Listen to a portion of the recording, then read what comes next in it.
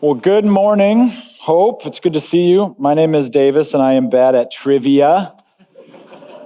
For the first 2 minutes of that video, I gave a disclaimer. Apparently, it didn't make the cut, but I just said, this is my worst nightmare. I am so bad at trivia, and I don't want to be on a screen doing it because I'm really bad at it. But lo and behold, I was up there doing math and science things and getting them all wrong. But that's not why we're here this morning. I first want to begin by asking you a question. Do you know how to behave? Do you know how to behave, and are you sure? This was the question posed by an article that recently found its way onto my phone. I'm doing that subscription to Apple News Plus, a trial. Anyone News Plus subscribers out there? Yeah? Nope? Okay, just me. We're trying it. This was the one that said, this is your evening read tonight. And it said, do you know how to behave? Are you sure? How to text, tip, ghost, host, and generally exist in polite society today. Good clickbait title, it got me. I started reading it. There's 150 rules that these two people put together since COVID, saying polite society has changed since the pandemic, and let us enlighten you as to how.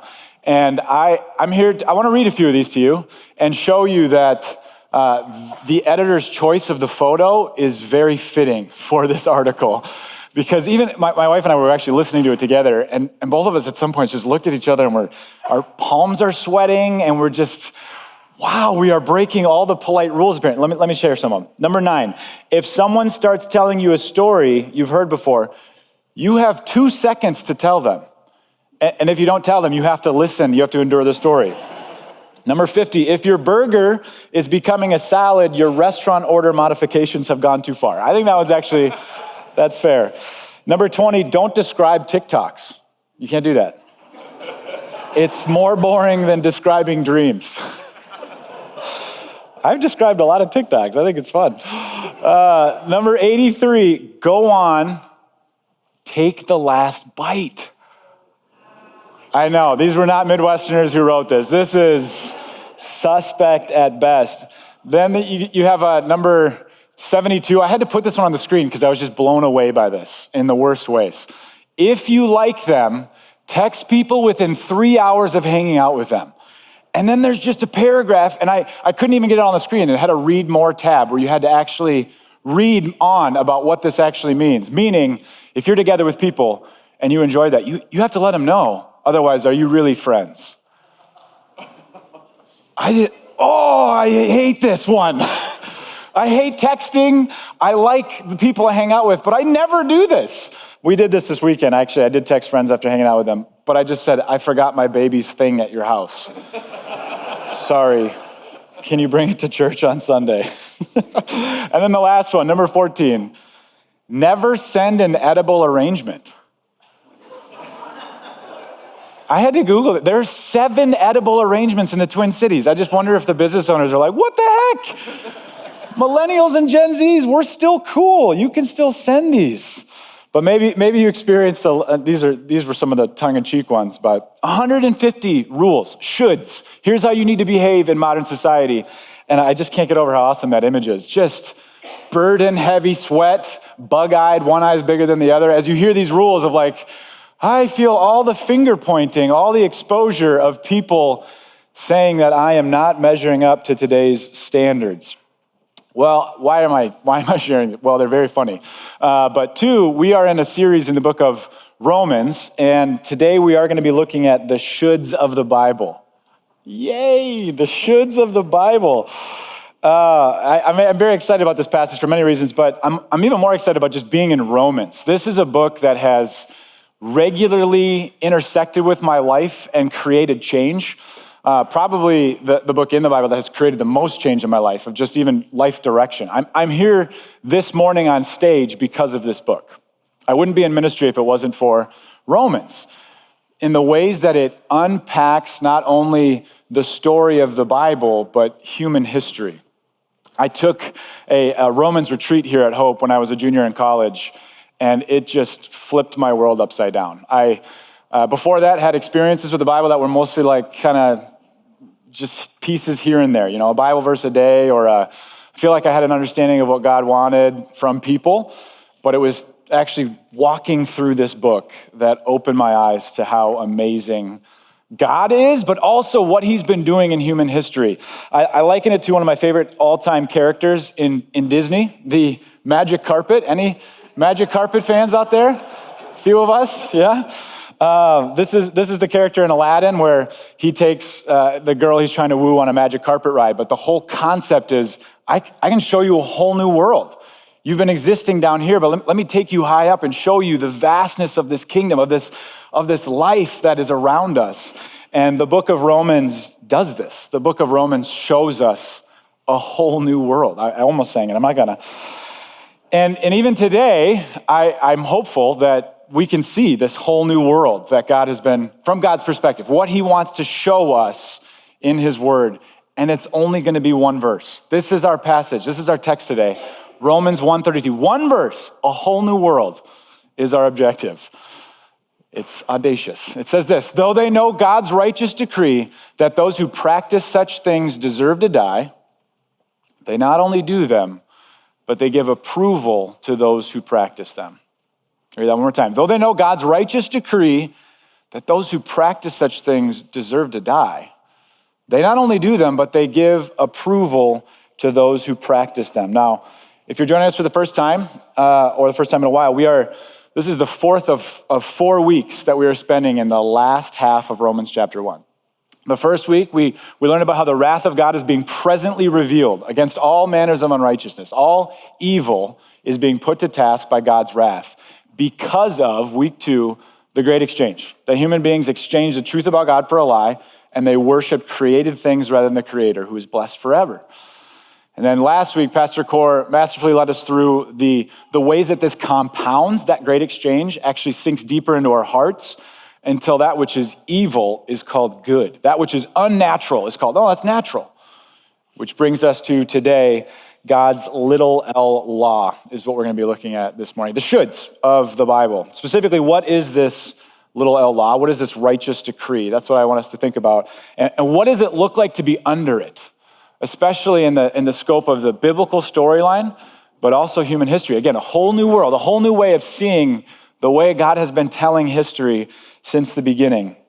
And lastly, just why does this matter? How does this actually intersect with our daily lives? So, to begin with, what is this righteous decree? It says, though they know God's righteous decree. If you have another version of the Bible, the New American Standard is one that uses this word ordinance. Righteous decree is just the ordinance of God. What is this? This ordinance of God. Righteous decree sounds kind of like big religious language. And so I want to borrow from Christopher Wright. He's a biblical scholar who says this. The first thing to note is the range of specific words by which the law is called. So that's what we're talking about with righteous decree, ordinances. Testimonies, words like precepts, statutes, commandments, ordinances, ways, word. What all these terms have in common is their assumption that God gives the law in such a form that people can order their lives by it. So right out of the gates, we're talking about the law, the ordinance, the righteous decree of God. And the law is a big topic in the biblical storyline. In fact, Moses writes about this law, according to later in Romans. In Romans 10, we hear Moses writes this about the righteousness that is by the law. The person who does these things will live by them. He's quoting Leviticus 18, I believe. And he's saying, this is what the law sounds like. If you do this, you will live. What's interesting about this passage, though, in Romans 1:32, is we seem to have been talking about everyone, not Israel or God's people who have the righteous decree of God, who have the capital L law of God. But Paul has been talking about them, they, everyone else, Gentiles who do not know God. And he actually says they have the ordinance. They have the righteous decree of God. This is very confusing. And not only this, they have this knowledge of this law that those who do these things or those who disobey this law deserve to die. Where does this come from?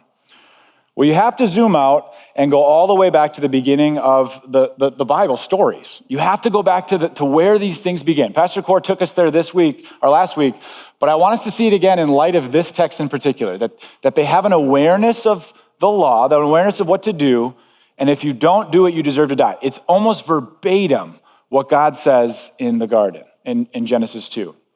When God commands Adam and Eve, you are free to eat from any tree in the garden, but you must not eat from the tree of knowledge of good and evil, for when you eat from it, you will certainly, and here it is, die. So you have this tree, this knowledge of good and evil, that if you eat from it, you will certainly die. You have an awareness of the righteous decree that if you do this thing, you are deserving of death. So Paul is doing something really fascinating here, something surprising in his ability to describe what's happening in the world. He's taking us back, zooming out and going, oh my goodness, this starts all the way in the very beginning. Before sin even enters the world, we have this very description that the knowledge of good and evil is actually, if you eat from this knowledge of good and evil, you will be deserving of death. And so God's little L law, right here out of the gates, we learn happens in the very beginning.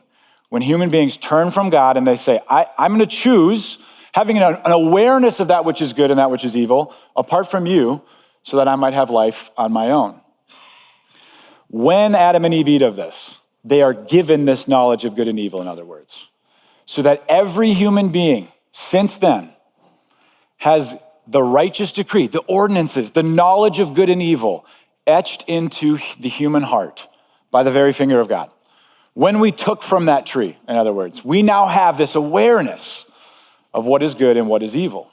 And this has been the story. So that when we say, do you actually know how to behave? The biblical storyline would say, yes, every single human being has a full awareness since the beginning of that which is good and that which is evil. Now, it gets complicated, of course, as we've even been learning in Romans 1, that knowledge of good for generations has been suppressed and it's morphed into exchanging good for evil and evil for good and natural for unnatural. But in our heart of hearts, beneath all the suppressing, there is a knowledge of good and evil, God's little L law, that is written on every human heart since the beginning in the garden. Which is why I think you can, generally speaking, look from culture to culture and find the ways laws are created, and they generally reflect each other. Again, there's going to be complications because truth gets suppressed. But things like, hey, don't kill somebody. You can learn that in the West, you can learn that in the East, you can learn it north and the South. Generally speaking, cultures share this knowledge of good and evil. But I want to go back to that garden one more time, very quickly, just to ask, what is so tempting about taking from this knowledge of good and evil, taking from this tree? And even more, what is God doing with these two trees? Because according to Genesis 2, verse 9, in the very center of the garden, you have these two trees. You have the tree of life and the tree of knowledge of good and evil. And it's not an accident that God says, this is in the middle of the garden. In other words, this is the center of what I'm going to be ultimately describing to you as human beings. And the story itself is going to be an unfolding of what does life look like under these trees. The tree of life or the tree of knowledge of good and evil. Not one and the same, two different trees. So what then is so tempting to take from this tree that God said, don't take or you're going to die? Gerhard Ferde is helpful in answering this question. He says, the temptation in the garden is to become like God. Our temptation is to reach for something that does not belong to us, to refuse our creaturehood, that we were made by God, to refuse that, to refuse our humanity, to refuse to take care of the earth, and ultimately to become a God. That, as St. Augustine rightly saw, is the essence of what sin even is. It's pride. Sin is located not primarily in the body. It's not what we do, ultimately. Those are symptoms of sin. But rather precisely in our spiritual pretensions and ambitions. It is our godlike aspirations that destroy our life and seduce us to make life miserable for our fellow human beings. It is our godlike aspirations that destroy our life and seduce us. What a fascinating way to start to retell how history was unfolding from God's perspective. That original temptation to take from this tree of knowledge of good and evil is to say unto God, I think I got this. I think I'm going to be master and commander of my own life. I think with a knowledge of good and evil, I will be able to do the good and avoid the evil, and you will owe me righteousness. You will owe me salvation. You will owe me what I deserve, which is goodness, eternity, life existing as an independent being of you, God. And Gerhard Ferde says, this is the temptation itself.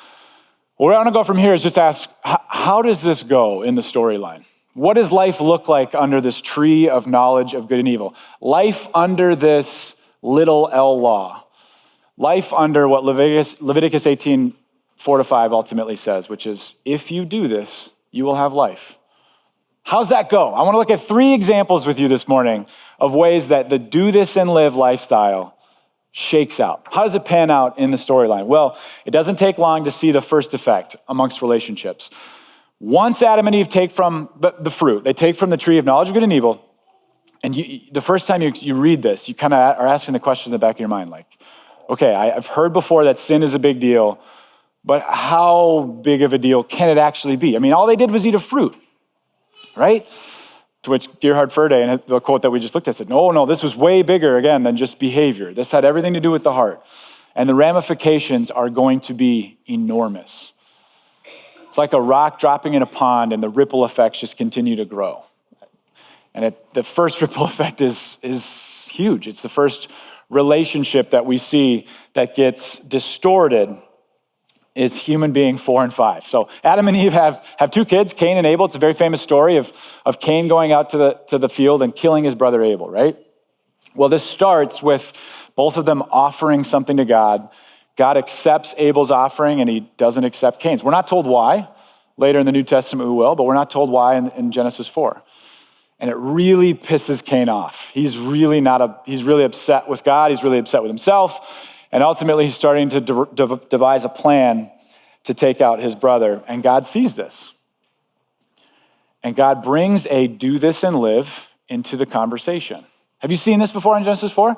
He says, this is God talking to Cain, if you do what is right, how would he know what is right? Well, again, they've taken of the fruit. There's the little L law written on every human heart. If you do what is right, will you not be accepted? If you do this, won't you have life? But if you do not do what is right, sin is crouching at your door. It desires to have you, but you must rule over it. The description here of sin is something that it almost feels like you can just put your arm out and push it down, right? God's just saying, hey, do what is right, and you can master this thing. You can rule over it. You can have life. You can be accepted. But if you don't, sin desires to have you, and it will have you. Well, it doesn't take long for us to learn that sin has already had him. Sin is already operating in his heart, and Cain's biceps are not strong enough to keep the crouching sin down, right? The crouching sin has stood up, and it has devoured his heart and his intentions, and we learn. Now Cain says to his brother, literally the next verse, now Cain said to his brother Abel, let's go out to the field. While they were in the field, Cain attacked his brother Abel, and he killed him. Then the Lord said to Cain, where is your brother Abel? I don't know, he replied. Am I my brother's keeper? Now watch again the effects of the little L law in this story. The Lord said, what have you done? Listen, your brother's blood cries out to me from the ground. Now you are under a curse and driven from the ground, which opened its mouth to receive your brother's blood from your hand. You can feel the accusatory finger of God, which is just. In hearing his brother's blood cry from the ground, he turns and he says, what have you done? Pointing at Cain. Now you're going to be under a curse. So life under the knowledge of good and evil, even from the next chapter of the Bible, is one of accusation from wrongdoing, exposure, being caught in our transgressions, and relationships being utterly undone in the worst possible manner, right? One brother killing his other brother, and this happening right from the get-go when sin enters the world, and us being under the knowledge of good and evil. So we see do this and live in the context of relationships, and broken relationship is the result, and accusation, good accusation, leading to condemnation. Well, how about communities? This one is fascinating. Just a few chapters later, Abraham, kind of the big deal of the Old Testament, the father of all nations, is going to be given a promise from God. And so much of the story is going to flow out from here, right? In Genesis 1 through 11, you see the ripple effects of sin from a cosmic level. You see it from all these nations, and where do even other languages come from? You see this Genesis 1 through 11. And then Genesis 12, we zoom in on one family. And the rest of Genesis is going to be about this family. And God makes this awesome promise to him that he's going to have land and he's going to have offspring as numerous as the stars. And ultimately, somebody from that line is going to be a blessing to the world. But Abraham says, how am I going to know that this is going to happen, God? And this is, again, where we see this tree of knowledge of good and evil, God's little L law, operative in a very surprising way. It's almost hidden here in Genesis 15. But as we read back on the story with New Testament eyes, there's this surprising, like, holy cow, this was there the whole time. Hear God's response to the question, how am I going to know? The Lord said to him, know for certain that for 400 years, your descendants will be strangers in a country not their own, and that they will be enslaved and mistreated there. But I will punish the nation they serve as slaves. And afterward, they will come out with great possession. So pause. What's he talking about? He's talking about Moses and the Exodus. He's saying, for 400 years, your descendants, these people who are belonging to your line, that I'm promising you today, this is what's going to happen. They're going to become enslaved by Pharaoh for 400 years. And then I'm going to rise up and I'm going to deliver them. And I am going to take them into this land that I'm promising you today. But now hear this. You, however, will go to your ancestors in peace and be buried at a good old age. And this is it. Verse 16, in the 14th generation, your descendants, Moses and the people, will come back here to the promised land, for the sin of the Amorites has not yet reached its full measure. To which you're like, what? Who are the Amorites? Why does this matter? What a strange answer to the question. How am I going to know? But pay attention to the wording here. The sin of the Amorites has not yet reached its full measure. In other words, there's a people group, the Amorites, that are living in the promised land that the Israelites are going to come one day and live in. But there's another people group there right now who are living in the land under the law, and God is keeping score. And he's measuring their transgressions until it bubbles up to one day the transgressions are so many that he is going to kick them out of the land. And then Israel is going to come into the land, and they're going to be given the law, a clearer articulation, perhaps we could say, of the knowledge of good and evil. And what's going to happen? The exact same story. They're going to live in the land for a season, and then God is going to keep score. And then their transgressions, their evil, their iniquities are going to be so many that he's going to give them the boot. He's going to exile them. So being under the do this and live, being under the law, little L or capital L, leads to the same effect in these communities. That they're going to be measured, that one day it's going to bubble up so much and they're going to be kicked out of the land. This is what it's like to be under do this and live in the context of a community. Lastly, individuals. So we've seen relationships, communities. Now I want to look at individuals. And more specifically, I want to look at the way being under the law, being under do this and live, or another way of saying this, don't do this and die, right? That's the language of our passage today. What is it like to be under that in the human heart? How does this manifest? It comes from a very famous story. Even if you didn't grow up in church, maybe you've heard this phrase before, the writing on the wall. It comes from a small Old Testament prophet, the book of Daniel. And specifically what's happening is you have this king who's invited all of his lords, 1,000 plus, to come and have this rip-roaring party that he's going to throw for them. That's all about himself. He wants everyone to see how impressive he is as a king. And so he takes these things from the Jewish temples and he desecrates them by filling them with wine and all these other liquors and this just epic party. And in the middle of this party, something really scary happens. Straight out of a horror movie. Let's read it. It says this in Daniel 5. Suddenly, in the midst of this party, the fingers of a human hand appeared and wrote on the plaster of the wall near the lampstand in the royal palace. The king watched the hand as it wrote. His face turned pale, and he was so frightened that his legs became weak and his knees were knocking.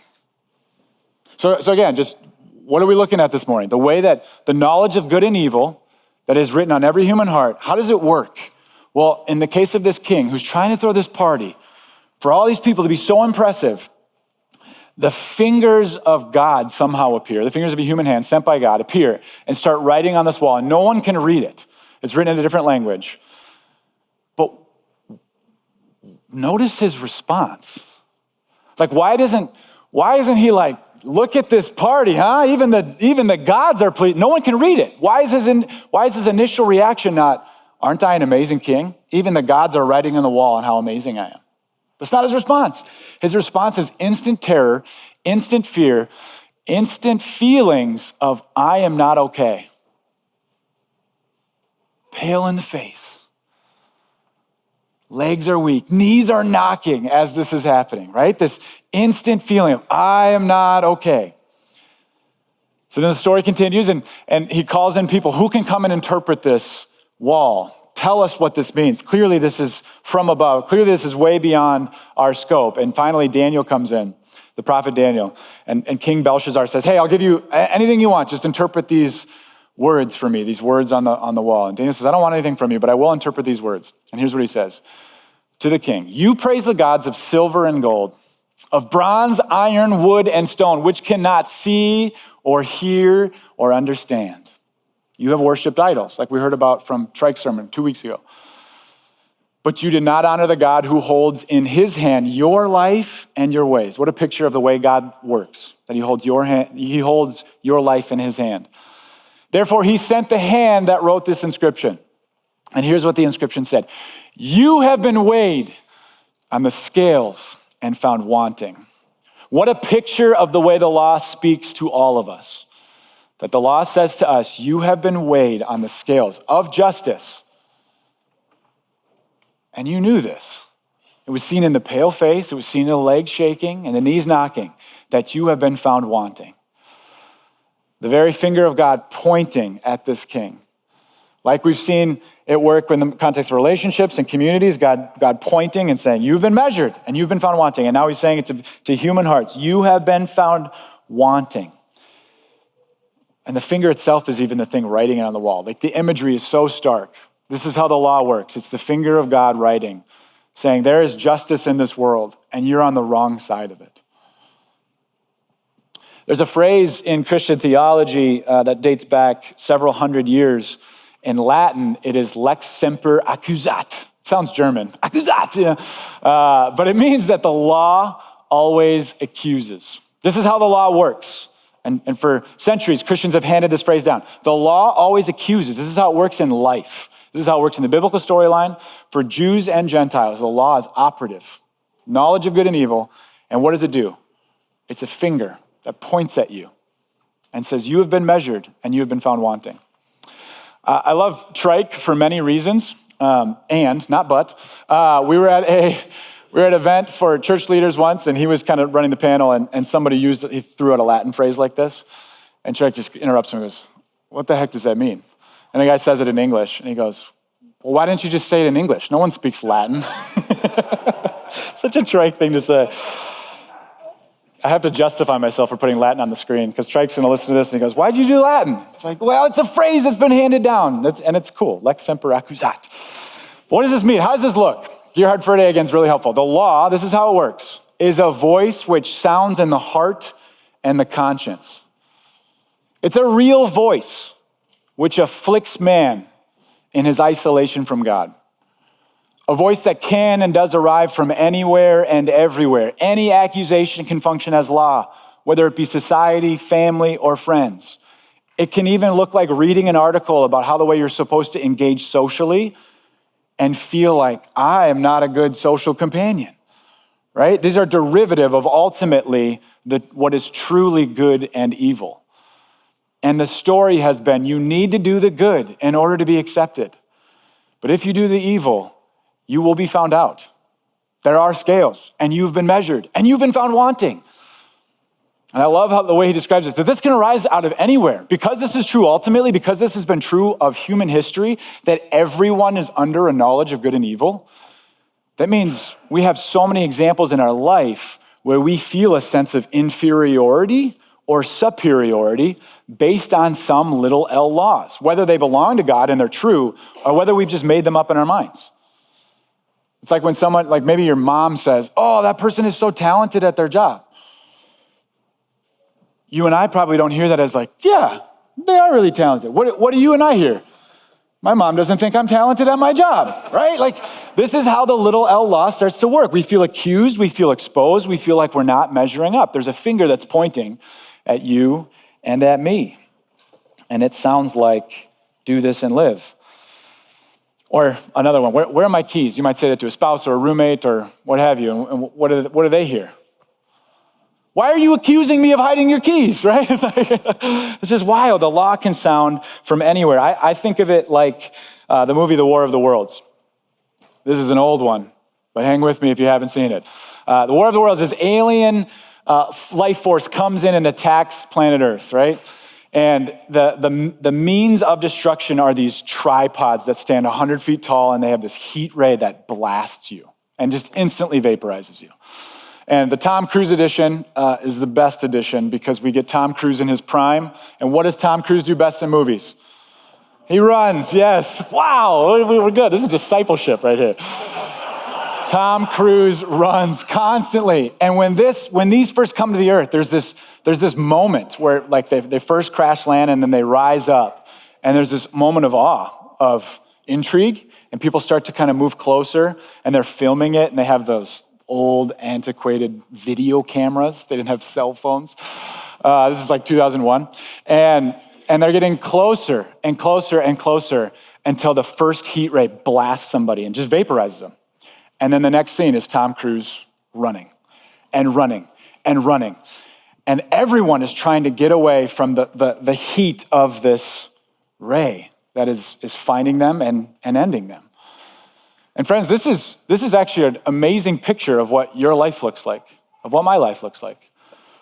That we spend our time running, trying to keep up to standards of goodness, regularly looking around, like getting assaulted by articles from our phones saying, oh, I wasn't running the right way. I gotta make sure I'm not talking about TikToks or what have you. But we're also trying to outrun evil.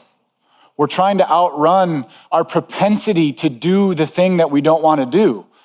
And we feel the tiredness.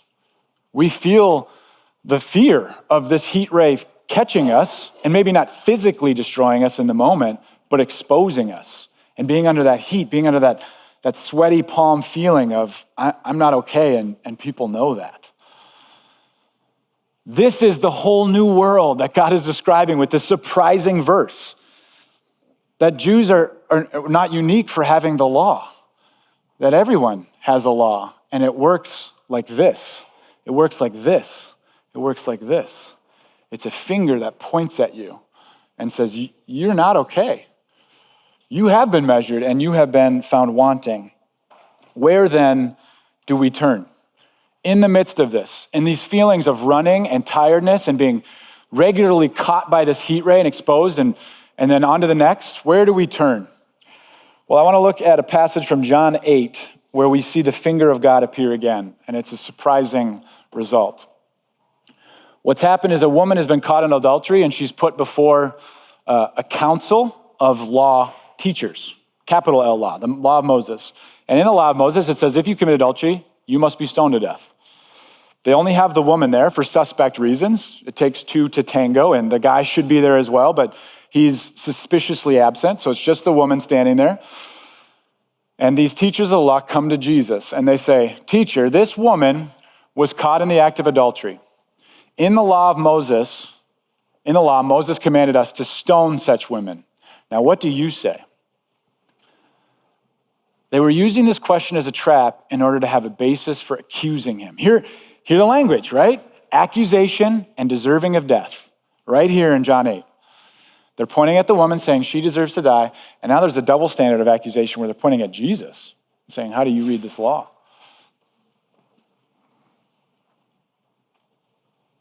But Jesus bent down and he started to write on the ground with his finger. It's the very, very image that we had in Daniel 5, the finger of God, the finger sent by God to write something. And the question as readers, especially if we have all of this hanging in the balance, is as Jesus is bending down and writing in the sand, what is he writing? Feel the tension of this moment. This woman is caught and and people are begging for her blood. And they're turning to Jesus and saying, you're the arbiter of this. What do you say? Verse 7, when they kept on questioning him, he straightened up and he said to them, let any of you who is without sin be the first to throw a stone at her.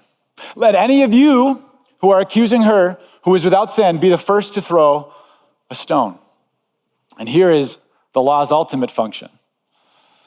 It's meant to be a mirror that turns us all back on ourselves and go, whoa, I am the king who had the writing on the wall. I have been measured. I have been found wanting. I am the one who is accused ultimately and deserving of death. And Jesus is showing them that. The passage goes on. Again, he stooped down and he began to write on the ground. This seems important. It seems like the writers really want us to see he's writing on the ground. The finger of God is at work again. What is he writing?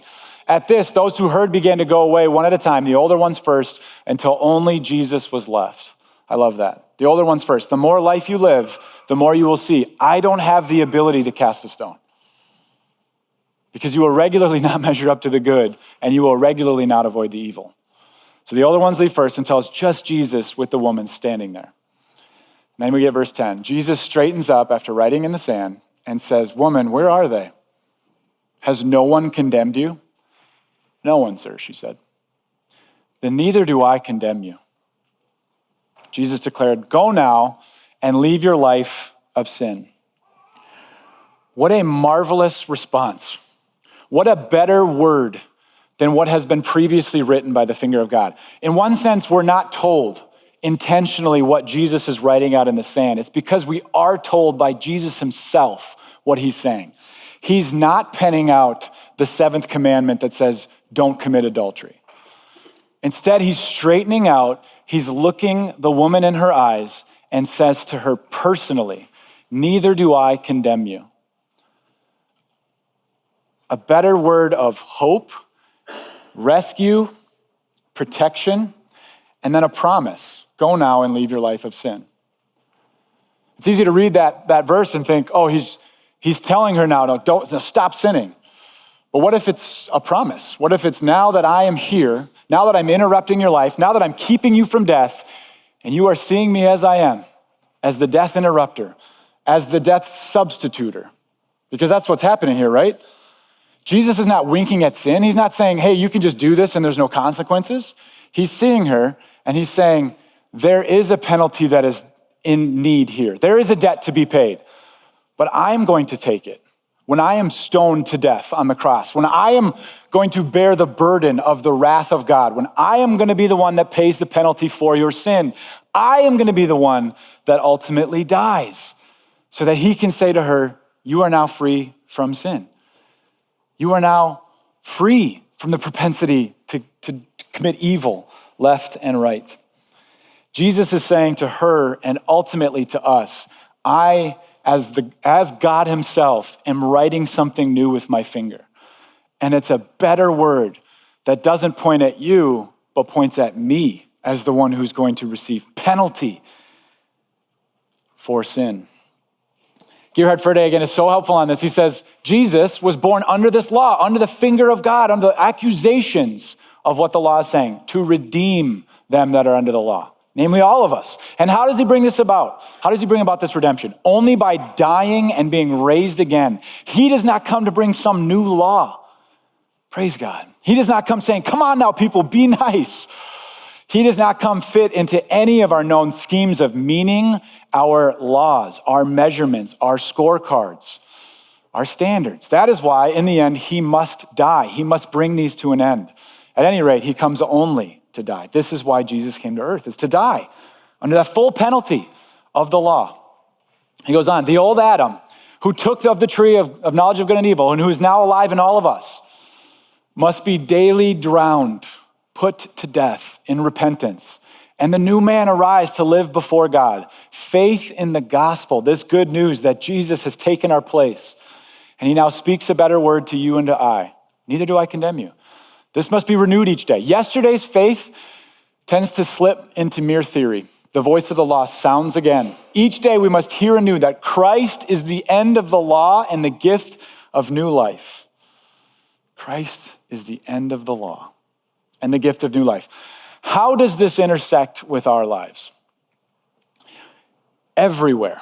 It intersects with our lives everywhere because the law is daily accusing you. It's the voice that appears everywhere, whether it's of the true knowledge of good and evil or derivative based on it that we're trying to keep in order to be justified and accepted by God and other people.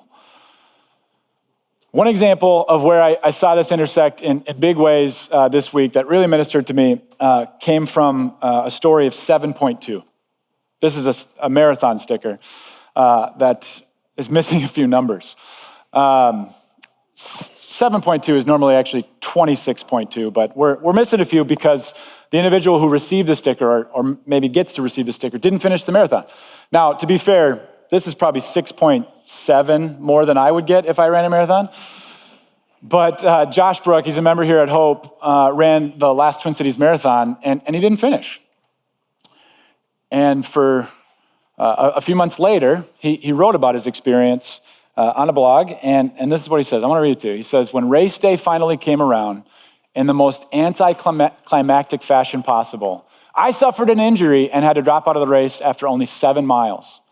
As I hobbled to the spot where my wife and daughter were supposed to be cheering me on to my glorious victory, my failure was on full display and my anger was in complete control. And he lets us into what was his mind saying to him? What was the law of his own conscience saying to him? God, why would you shame me like this in front of my family? Why would you even let me do this? Why wouldn't you protect me from it if you knew I was just going to get injured and drop out? Deeper and deeper, I spiraled as I limped for what seemed like a marathon in itself. But as I turned the corner, I saw my daughter waiting for her dad. And she was holding a sign that said, "Run, Daddy, run." In that moment, his daughter's holding a sign that's saying, do this, right? His own daughter is holding a sign that's saying, do the thing that you're not going to do, that you're going to quit and stop. Think of the accusatory voice that is likely at play in Josh's mind. But then something marvelous happens. As I stepped off the road and limped towards her, she threw her sign on the ground. Then she toddled towards me and gave me a hug. I didn't realize, Josh said, I was hearing from Jesus that day. And I especially didn't think he was answering my angry questions, but he was. He was there in that moment when my daughter threw down her sign and hugged me. What a picture of the grace that Jesus gives to you and to me. That the signs that are telling us to do something in order to be accepted are thrown to the ground. And in their place, we receive a hug, we receive a kindness, we receive a gesture of, you are here, you are safe. I love you. This is what Jesus does to all of the signs of the law. All of the do this and lives that we are hearing constantly. Jesus, like Josh's daughter, throws them on the ground, never to be picked up again, so that he can replace them with the personal better word. Neither do I condemn you. Go now and leave your life of sin. I want to close with one of the most skippable verses in the Bible. Paul has these openings when he writes letters, and he often says this: grace and peace to you from God our Father and the Lord Jesus Christ. Many of us, when we read this, myself included, are like, yep, the new covenant stuff, thumbs up. And we just move on to all right, get into the meat of the passage, right? But this passage itself is full of rich theology about who Jesus is and what he's doing. It's the whole new world reality that can be found even in half a sentence. And I want to share with you from Martin Luther's A Commentary on Galatians, which is one of the most important books written in the last 500 years. If you have time, just pick up a copy of it. It's like 99 cents on Amazon, and it's just so good. He says this about this verse, this throwaway verse. He says, the apostle does not wish the Galatians grace and peace from the emperor or from kings or from governors, but from God the Father. Grace and peace from God the Father. He wishes them heavenly peace, the kind Jesus spoke of when he said, peace I leave unto you. My peace I give unto you. Worldly peace provides quiet enjoyment of life and possessions, but in affliction particularly in the hour of death, our subject this morning. The grace and peace of the world will not deliver us. It won't be able to lift a finger to help us. However, the grace and peace of God will. They will make a person strong and courageous to bear and to overcome all difficulties, even death itself, because we have the victory of Christ's death and the assurance of the forgiveness of sins. The assurance of Jesus saying to you personally, neither do I condemn you. So in closing this morning, I just want us to think on this question. Where is God replacing the law's many accusations, the many finger points that you and I experience all the time, with his better personal word of good news for you? Let's pray. Jesus, thank you for your word, which brings to us news from afar, not news from within. We need to hear about you and the salvation that comes to us from you, from your hand. God, I pray right now that the many accusations that we are experiencing, that you give us a sense of them, that you'd help us to see them clearly, because they drive so much of our decision-making even on a daily basis. Help us to see them as they are, so that as we come to this table, we might leave them here. We might leave them at the foot of the cross. We might receive your personal, better word for us, that you do not condemn us, that you have withstood the whole weight of our condemnation on the cross and risen again 3 days later to say it really is finished. Help us, Lord, to hear your good news now as we sing unto you as a church. In Jesus' name, amen.